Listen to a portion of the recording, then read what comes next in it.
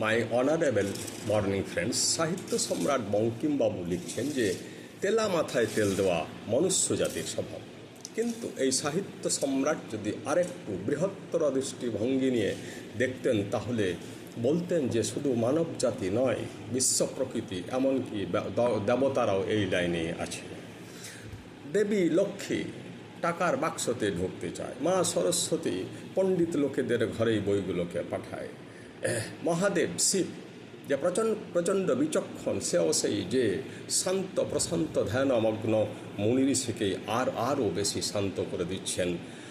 আর ঝগড়াটে লোকগুলোকে বলছেন তোমরা ঝগড়া করি মরো। সমুদ্র যে নিজেই জলের ভারে ভারাক্রান্ত হইয়াছে, নদীগুলো তার দিকেই ছুটছে।